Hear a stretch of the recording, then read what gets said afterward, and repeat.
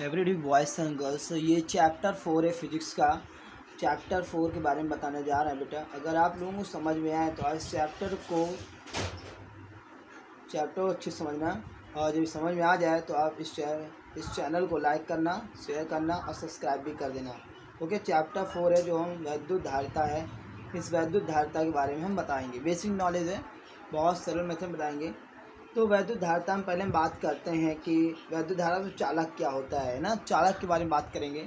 चालक क्या होता है? चालक, तो चालक वो चीज़ होती है, वो पदार्थ होते हैं चालक जिनमें हमने धारा प्रवाहित कर सकते हैं। चालक वे पदार्थ होते हैं जिनमें हम धारा प्रवाहित कर सकते हैं। तो धारा प्रवाहित कर सकते हैं जिनमें क्या करते हैं, धारा प्रवाहित कर सकते हैं। और इलेक्ट्रॉन भी अधिक मात्रा में उत्पन्न होते हैं, गति कर सकते हैं, तो वो चालक कहलाते हैं। चालक वे पदार्थ होते हैं जिनमें धारा प्रवाहित की जा सकती है और अधिक मात्रा में इलेक्ट्रॉन उत्पन्न किए जा सकते हैं। मगर उसी जगह विद्युत रोधी अगर देखा जाए तो विद्युत रोधी कौन से होते हैं? तो विद्युत रोधी के बारे में बात करें तो विद्युत रोधी चालक वो पदार्थ होते हैं जिनमें धारा प्रवाहित नहीं हो पाती है, जिनमें धारा अतः इलेक्ट्रॉन गति नहीं कर सकते हैं, तो विद्युत रोधी होते हैं। मगर जबकि चालक वो पदार्थ होते हैं जिनमें विद्युत धारा प्रवाहित की जा सकती है। तो एक प्रकार से जैसे आपने देखा होगा कि जिसे हम लोग लोहा का प्रयोग करते हैं, आयरन लगाते हैं, कॉपर लगाते हैं, तांबा का प्रयोग करते हैं, धारा प्रवाहित होती है। उसी जगह अगर विद्युत रोधी में ज़्यादा बात करें तो प्लास्टिक है आपका, लकड़ी है, और आपका और भी चीज़ें हैं जैसे विद्युत रोधी जिसमें विद्युत प्रवाह नहीं की जा सकती, वो विद्युत रोधी चालक होते हैं। तो अगर परिभाषा आ जाए तो परिभाषा आप ये लिखेंगे, विद्युत रोधी वे पदार्थ होते हैं जिनमें धारा प्रवाहित की नहीं जा सकती है, अर्थात इसमें इलेक्ट्रॉन गति नहीं कर सकते हैं, आवेश प्रवाह नहीं किए जा सकते हैं। जबकि चालक में आवेश प्रवाह किए जा सकते हैं और धारा प्रवाहित की जा सकती है, तो ये चालक होती है। उसके बारे में बात करते हैं कि चालक में धारिता के बारे में बात करें। चालक में धारिता, तो चालक में धारिता के बारे में बात करें तो धारिता क्या होती है? चालक में जो आवेश उत्पन्न करने की क्षमता होती है, आवेश प्रवाह करने की क्षमता होती है, उसे ही चालक की धारिता कहते हैं ना। तो चालक की धारिता आप समझ लीजिए, जैसे कि हमारे पास कोई चालक है, अगर मान लिया कि ये चालक है, इस चालक में समांतर प्लेट से जुड़ी हुई चालक है, इनको हम बांध देते हैं किसी से, ये पृथ्वी से जोड़ दिया है ना, इसे डाल दिया, तो इसमें जब हम लोग धारा प्रवाहित करेंगे, धारा प्रवाहित करने में जो क्षमता रखती है उसे ही क्या कहते हैं? चालक की धारिता कहते हैं। बारे में बात करें दूसरी चीज़ें कि आपका वैद्युत है ना, ध्रुवण के बारे में बात करें। परावैद्युत ध्रुवण क्या होता है? परावैद्युत ध्रुवण दो प्रकार के होते हैं, ध्रुवी और अध्रुवी। ध्रुवी वो होता है, जैसे आपने देखा होगा, अध्रुवी होता है। क्या होता है? अध्रुवी होता है, अध्रुवी होता है।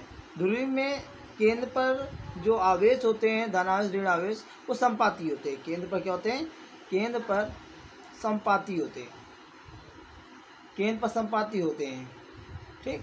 जबकि ध्रुवी में बारे में बात करें तो ऋण आवेश धनावेश जो होते हैं वो केंद्र पर संपातित नहीं होते हैं, तो ये संपाती होते हैं, ये केंद्र पर संपाती नहीं होते हैं। तो ध्रुवी जैसे आपका हो गया H2 हो गया, N2 हो गया, तो ये आपका H2 N2 अध्रुवी है। जबकि ध्रुवी के बारे में बात करें तो आपके HCl हो गया, H2 हो गया, ये होते हैं जो संपाती नहीं होते हैं। तो ये केंद्र पर संपाती होते हैं, जबकि ये केंद्र पर संपाती नहीं होते हैं, ठीक। ध्रुवी। उसके बारे में बात करें कि धारिता ना, संधारित्र की धारिता संधारित्र की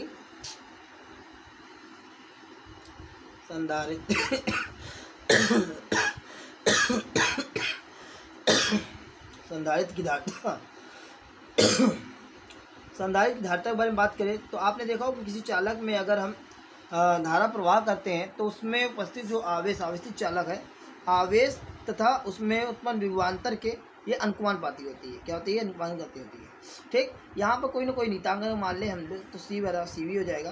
तो अगर V गुणा में है तो C बराबर क्या हो जाएगा? Q बटे V। यही जहाँ C जो है आपकी धारिता कहलाती है। इसी में बात करें संधारित्र की, संधारित्र जो होती है आपकी, संधारित्रों का संयोजन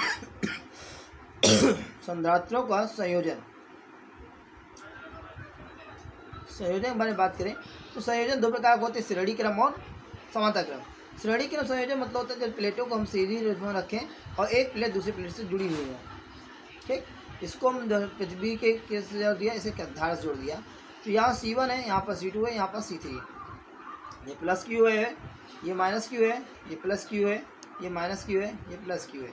तो ये इनके बीच में जो विभवांतर उत्पन्न होगा भिन्न भिन्न होगा। क्या होगा? भिन्न भिन्न विभवांतर होगा। तो जब भिन्न भिन्न विभवांतर होगा तो पहली प्लेट में उत्पन्न विभवांतर V1 बराबर लिखाएंगे।